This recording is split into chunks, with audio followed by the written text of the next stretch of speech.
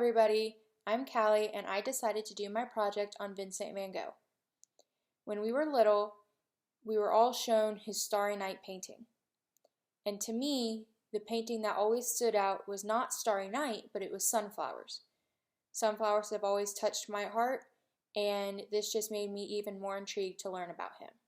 So, let's dive in. This is the Van Gogh Museum in Amsterdam. People come to this museum from all over the world to admire the paintings of Vincent van Gogh. These days, Vincent is world famous, but when he was alive, hardly anyone knew his work. Do you want to know who he was? Take a journey back in time with us, and we'll tell you how Vincent became an artist. Vincent grew up in an exciting age, the age of the steam train. Vincent took the train to other countries. He didn't really know what he wanted to be, but fortunately, his brother Theo had a good idea. He wrote, "Vincent, you're good at drawing. Why not try something with that?" That was true. Vincent loved drawing. And painting? He could learn that, couldn't he? Vincent van Gogh was born March 30th, 1853, and died at 37 years old on July 29th, 1890. He was born to Theodorus, who was an austere country minister, and Anna, who was an artist. Van Gogh was the second oldest of 7 children. The first, also named Vincent, was stillborn. He has 6 siblings. Vincent van Gogh's early life. At 15, Van Gogh was forced to leave school to help financially support his family. He worked at his uncle's art dealership and became fluent in French, German, English, and Dutch. In June of 1873, he moved to London, where he fell in love with the English culture. He was working at another art dealership, and he fell in love with his landlady's daughter, and she rejected him.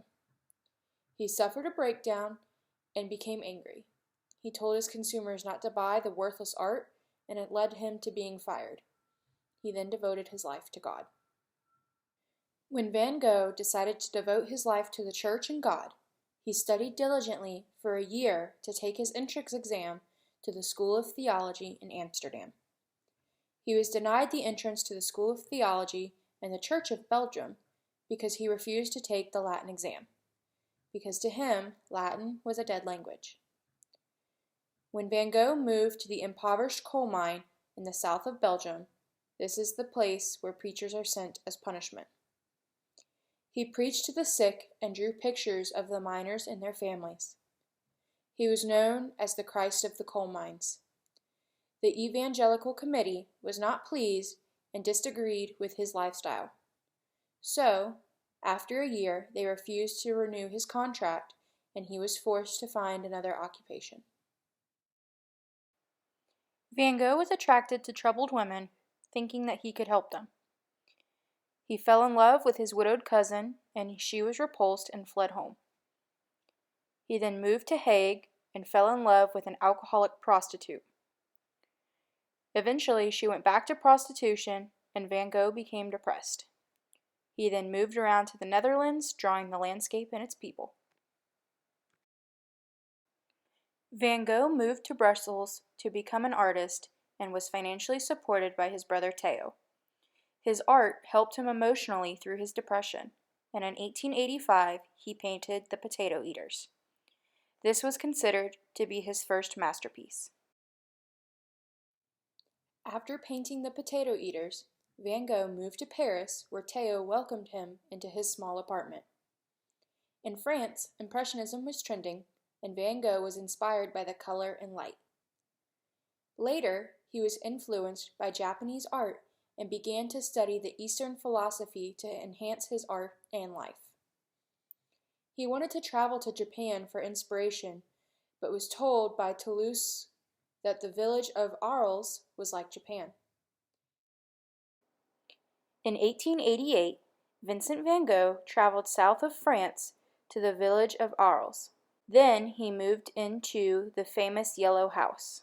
While he lived here, it was known that he would have rather spent his money on paint over food.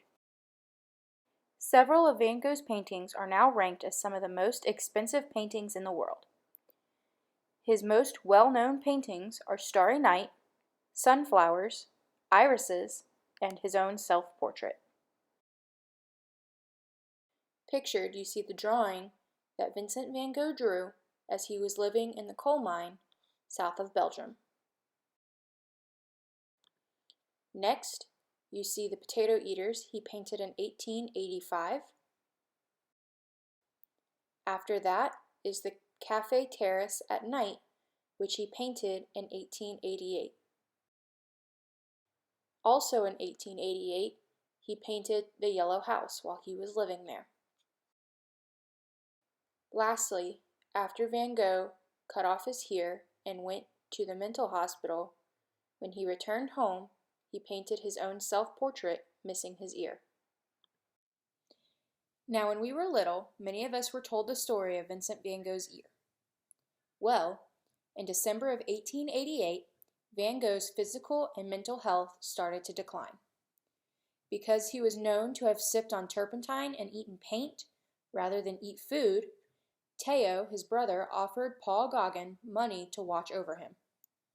After a month, Van Gogh and Gauguin were constantly arguing, and when Gauguin walked out, Van Gogh followed him and cut off his own ear. Hours later, he went to a local brothel and gave his ear to a prostitute named Rachel and said to keep this object carefully. The next morning, he was admitted to a mental hospital. The last year and a half of Van Gogh's life was spent in and out of asylums. On the morning of July 27, 1890, Van Gogh went out to paint. He was carrying a loaded pistol and he shot himself in the chest but did not die. Later that day, his brother arrived at the hospital and they spent the last 2 days of Vincent's life talking. Vincent requested to be taken home, and on July 29, 1890, at 37 years old, he died in the arms of his brother. Vincent's brother Theo was married to a woman named Joanna. She was a dedicated supporter of her brother-in-law's work. Over the years, she collected as many of Vincent's works as she could. In 1901, 71 of his paintings were displayed at a show in Paris, and he was hailed as an artistic genius. He was now considered to be one of the greatest artists in history. All of this fame came after he died. Pictured, you see the Vincent van Gogh Museum. It is located in Amsterdam, the Netherlands. This museum houses most of the artworks that Joanna put on display in 1901.